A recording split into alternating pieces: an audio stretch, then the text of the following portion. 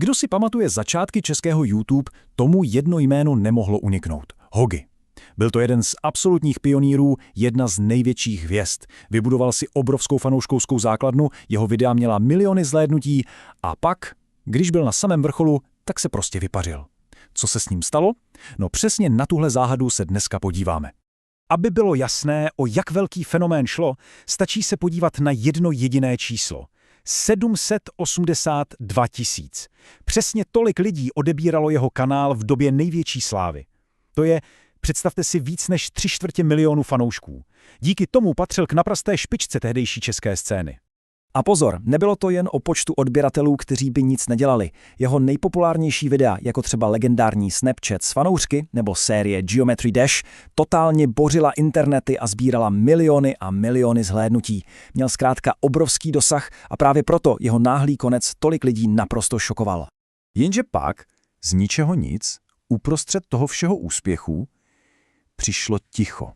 Videa prostě přestala vycházet. Bez jakéhokoliv varování, bez jediného slova na vysvětlenou. A co nejzajímavější, i dnes, po všech těch letech ticha, Hogiho kanál pořád patří mezi ty nejodebíranější v Česku. Drží se na skvělém 21. místě. Jenže je u něj jedna zásadní poznámka – neaktivní. Digitální pomník tu zůstal, ale tvůrce zmizel.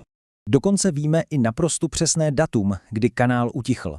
18. prosince 2018. To byl den, kdy nahrál své poslední video. Od té chvíle? Nic. Prostě ticho po pěšině. Jako by se ten kanál zakonzervoval v čase.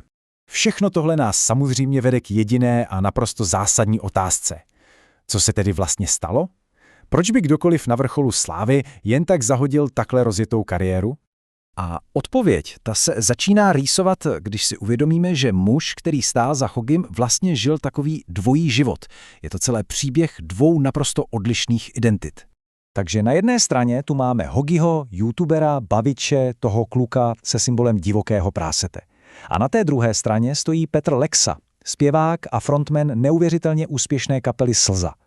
Dvě úplně jiné, a co si budem, obě strašně náročné kariéry, které musel nějak zvládat najednou. A když se podíváme na časovou osu, tak nám to všechno začne dávat smysl. V roce 2012 se objevil v Hlasu Československa. Hned o rok později zakládá kanál Hogi. A jen co se kanál rozjede, v roce 2014 spolu zakládá kapelu Slza, která má doslova raketový start. Asi je každému jasné, že udržet tohle šílené tempo ve dvou různých světech muselo být neuvěřitelně vyčerpávající.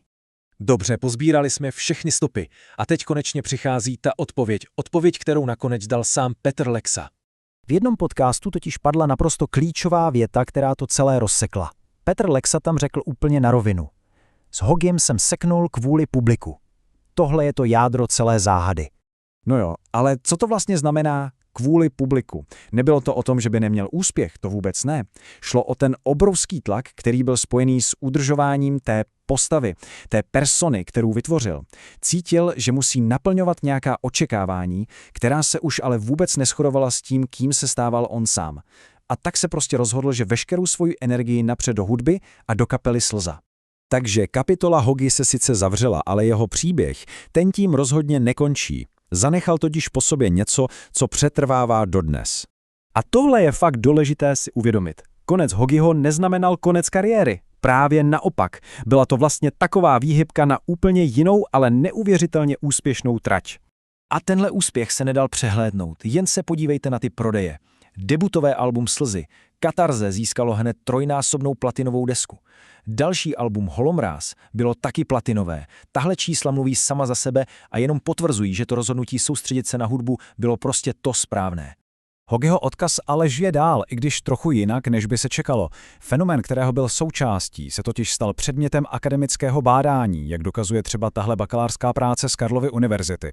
Jeho místo v historii českého internetu je tím pádem definitivně stvrzené. A tak příběh Hogiho není jenom příběhem jednoho youtubera. Je to vlastně připomínka obrovského tlaku, kterému čelí spousta tvůrců. A nechává nás to s jednou zásadně otázkou.